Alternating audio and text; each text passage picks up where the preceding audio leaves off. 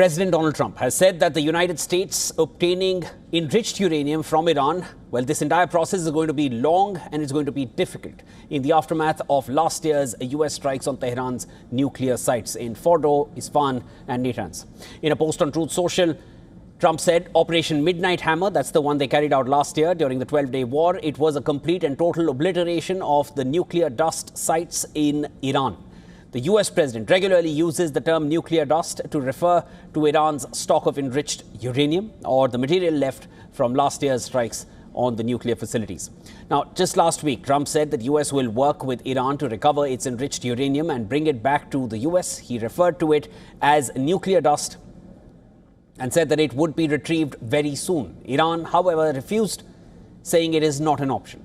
Iran's nuclear program remains a sticking point between Iran and US, even as new challenges like the Strait of Hormuz have emerged since the start of this war. Now, the clock is ticking on the 14-day truce agreed on the 7th of April. Islamabad is gearing up to hold another round of talks, and the White House has said that the Vice President J.D. Vance is ready to fly back to the Pakistani capital. But Tehran's government has declined to confirm that it would participate and accused the US of violating the truce through its blockade of Iranian ports and seizure of a ship. Now, despite the blockade on Tuesday, shipping industry intelligence site Lloyd's List reported that more than 20 Iranian so-called shadow vessels had in fact transited the channel. Trump told Bloomberg News that it was highly unlikely that he would extend the 2-week truce. He separately told PBS News that if the ceasefire expires, then lots of bombs will start going off. Iran has cleared that it would not accept negotiations under the shadow of threats. The country's parliament speaker, Mohammad Bagher Ghalibaf, threatened that they have been preparing to show new cards on the battlefield if war resumes.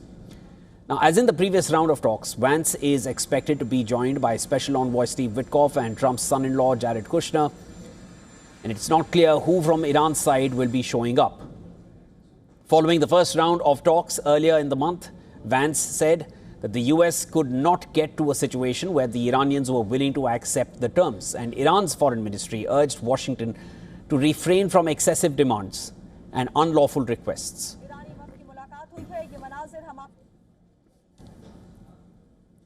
All right, to discuss this further with me, I'm now being joined from London by James Marlowe, who is a foreign and defense analyst. James, always a pleasure speaking with you. Thank you so much for making time and joining us. Let's start right off where we left off in the last talks in terms of the US and Iran talks in Islamabad and where these talks are scheduled to start. Do you feel anything has been achieved in these let's start with this window of the last 2 weeks? If indeed they do start, because I got word about 30 minutes ago from one of the wire services that the Iranians are not yet, those two words in inverted commas, planning to send a delegation to Pakistan. Now, as I understand, the Americans, President Trump did send a delegation. It didn't include the Vice President J.D. Vance, simply because there was not enough time to ensure all the security precautions getting a vice president over to Pakistan. But as you said, that perhaps he will go on in the next few days, if indeed the Iranians do go over there. Now, the Iranians are really angry that the Americans are stopping their ships and carriers from leaving the Iranian ports. But the problem is that the pressure is on both sides. Firstly, let's start with the Iranians. It is divided between the real extreme Iranian side, which of course is the president, the parliament speaker, and the Iranian foreign minister, who are willing to talk to the Americans, but they have demands. And the other really, really, really extreme side, the IRGC, who feel, and they listed this on their 10 points, that they will not negotiate on the nuclear dust, as President Trump calls it. That's around 460 to 600 kilograms worth of 60% of enriched uranium, enough to build, in their words, 11 nuclear bombs. And the Americans, Donald Trump has said that cannot happen. But they've also found this brand new weapon, and that's not the intercontinental ballistic missile program, which, of course, those missiles can reach European cities, but it's now the Strait of Hormuz. They didn't realize they had this massive, great big weapon that actually can affect all the way from Hawaii, the 50 American states, to India and affect the entire world global economy. Now, I don't think Trump is going to back down on this. But the problem that President Trump has is that he, by American constitutional law, has to, if he starts a war, go to Congress, as I understand it, after 60 days. Now, that 60-day period comes up in about a week. So the date first started on the 28th of February, which means that he has until the 27th, the 28th of April to stop this and go to Congress. And there's a big question mark as to whether he will get the majority in Congress to continue this against Iran. And the Iranians probably know that. Given that date of 60 days, that's just about a week from now, James. And as far as whatever's been achieved in the last 7 weeks, that's essentially what I want to discuss with you. Is it fair to call this the most pointless war that has ever been fought, because we're not where we were when the war started? We're behind where we were when the war started, because Strait of Hormuz was never an issue till the 28th of February. Yes, that's true. And pretty much the overwhelming majority of people around the world probably have never even heard of the Strait of Hormuz. And if they did, they probably couldn't find it on the map. And now maybe the majority of people, the majority of the 8 billion people in the world have probably heard of it simply for the reasons that you've stated. But I disagree with you on the fact that it was a pointless war. The fact is that I believe that Iran, and I'm not just the only one, but intelligence across Europe, certainly in America, Australia, Canada, and of course the Israelis, believed that the Iranian was a major threat. The Iranian IRGC was a major threat, that it was on the brink, literally, of getting nuclear weapons. And previous presidents and prime ministers have said for many decades, we will not allow Iran to get the nuclear bomb. And yet they've just kicked the can down the road. President Trump has said exactly those words, but he's actually done something about it. And I don't believe he was pushed into this in a big way by the Israelis. I don't think you can really convince President Trump, a man like Donald Trump, you know, this big, massive, great big billionaire businessman who does deals all over the world, who's dealt with every single type of person around the world. I don't think you can really talk him into something like this. He realized that Iran was a major threat, that they were on the brink of nuclear weapons, and it would be much harder, if impossible, to deal with Iran once it had those 11 or 12 atomic bombs. Remember, they've got their international ballistic missile program, and they've got these missiles that can already reach certainly Paris, Rome, Berlin, probably London, and they're continuing with that program to reach Washington, D.C. And many people who know about defense recognize that this cannot be allowed to continue. So I don't think it was a pointless war. Certainly the Iranian Air Force has been pretty much destroyed. The Iranian Navy is to the ground of the sea. The Strait of Hormuz is a big problem. As we said, the international weapons, the ballistic missile program, that's still a big problem. But nevertheless, maybe as much as 2/3 of that has been destroyed, including their stockpile, their factories. But the IRGC are still in power. And one of the problems that the Iranians have is this disagreement between the very hardliners and the president, the foreign minister, and the speaker of parliament. And I was just going to add, they're concerned, it's a big ticking bomb, they're concerned that because inflation is now 120% per month, in other words, those who are still working, those who are getting a wage, 80% of that is going on food itself. The Iranians are concerned that there's going to be another uprising inside Iran itself, and that the Iranians are going to have to deal with their people again, even without the guns. So they're also considering that. Yeah, James, now let me come in. You mentioned that there was an imminent threat from Iran, so this war was not totally pointless. Let me provide and substantiate a counter to that. The Pentagon gave a report to the Congress. This is within 2 days or 1 day of the war starting, right in the early March, saying there was no imminent threat from Iran. Tulsi Gabbard mentioned the same. 2 former CIA chiefs mentioned the same. Joe Kent, who's now resigned from his post as the director of National Counterterrorism Center in the U.S., mentioned all 18 intelligence agencies in the U.S. said there was no imminent threat from Iran towards the U.S.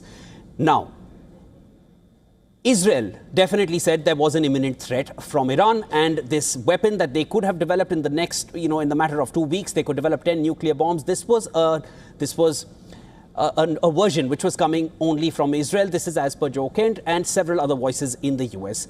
But most credible would be the Pentagon if you leave all other names out. Do you still feel, and I'm only suggesting this and I'm only repeating this for the sake of our viewers so that they can draw an informed opinion at the end of this conversation that we have. The imminent threat from Iran has been countered by several voices from inside the US.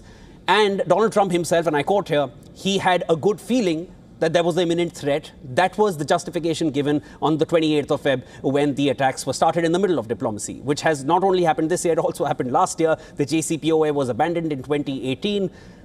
Why, what has been achieved in the last 7 weeks when there was no imminent threat, apart from the fact that Iran has taken massive damage and US credibility has been massively hurt given its own foreign policy, which seems to be really tearing apart, given the number of no's that the US has heard from its own closest allies. And of course, those comments from Donald Trump regarding NATO have not been lost. I've tried to encapsulate a lot, but just give me your opinion on how you see this assessment. And to do it very briefly, of course, I'm sure. You mentioned several names, and of course, the Pentagon over there. I can also mention just as many names, if not more, and also Pentagon sources that say exactly the opposite. And I'm very glad that you reminded me of the name Joe Kent, because Joe Kent, and I saw a video, I think I put it out on my X account about 2 or 3 weeks ago, that literally around 8 or 9 months ago, he was saying exactly the opposite, that Iran was the biggest threat to world peace. Iran was going to be making nuclear weapons. Even previous IR, the International Atomic Agency, Energy Agency, those who've retired have said exactly the same thing. You've had former security people who are well up on nuclear warfare in America, who've actually, in fact, somebody just gave an interview on 60 Minutes on Sunday, about this to say that they were lying their whole way through. Joe Keynes is somebody who has actually got very close with a man called Tucker Carlson. I don't want to get into these conspiracy theories. Tucker Carlson has a platform of literally millions and millions and millions, one of the most influential people in America and perhaps around the world. He was very close to Donald Trump. Donald Trump has completely just said he is a complete and utter nutcase. He has an entire program right now designated against Jewish people and against the state of Israel. And his entire platform right now is literally to delegitimize and demonize Israel and anyone associated with Israel. He hasn't gone so far as to really criticize Donald Trump, but this is the same man now who's actually doing interviews with Tucker Carlson. So anything that this man Kent says, I just don't believe it. And as I said, I don't want to get into conspiracy theories, but there are plenty of people on the other side. Of course, the Americans are very concerned that they're going to be dragged into another war like they did with Iraq. And I totally understand that. But you have to look upon exactly what the Iranians themselves were saying. Remember, the first round of talks in Oman, and Mike Witkoff, he confirmed this to Fox News, and it was never denied by the Iranian foreign minister. The first opening lines by this delegation, by Iran, was that we have, and I'm quoting now, 460 kilograms worth of 60% of enriched uranium, and that is enough to make 11 atomic bombs. That was their opening line. They went back to tell the president that, and he was furious. You don't play around with this president along those lines. They got the president wrong. President Joe Biden probably would have allowed that for them to get away with that. Same thing with maybe Barack Obama and perhaps even George W. Bush. But Trump is a different person. I think we could all agree on that. So I do think that President Trump has got it right. But of course, this was not going to be an easy project for anyone around the world to deal with this. The IRGC is not going to fall in its immediate future. It's going to continue to stay in power. The Strait of Hormuz is a big problem right now. But nevertheless, the enriched uranium, which is somewhere in Iran, probably buried in one of those caves, that is a big, big problem. And the whole world has a responsibility to stop the IRGC getting their hands on that. Because remember, if they get that, they've got the they've got the international ballistic intercontinental missiles. They can use these. And I believe that they will push against the wall. I hear all your points, James, and just like to add to that as far as Iran is concerned, what the last 6 weeks have shown to the world is that Iran is a formidable force in West Asia, as they can fire across all Gulf nations. And we've seen the air defenses deployed by the US in these Gulf nations for not being able to protect the Gulf nations. And the proof of that is that Saudi Arabia and the likes of Qatar, they're looking at Ukraine for air defense systems. Saudi Arabia has recently signed a similar deal with the UK, with a UK startup for air defense interceptors. And that tells you the trust they have within US air defense systems. But as far as foreign policy is concerned, the number of countries from Japan to Australia to the UK, of course, France, Italy, Spain, coming together and saying we will not allow our airspace to be used in this war, it does show cracks emerging. And of course, those same statements coming out from Donald Trump regarding the NATO alliance and it being a paper tiger and all of that, it only seems to weaken the larger narrative of the Western Hemisphere standing together. But as far as this war is concerned,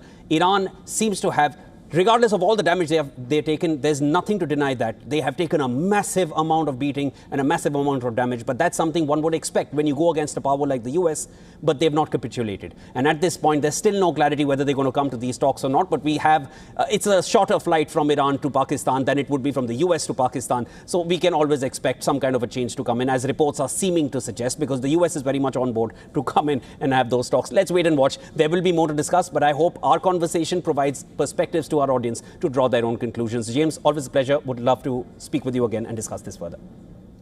Thank you very much. Good to speak to you.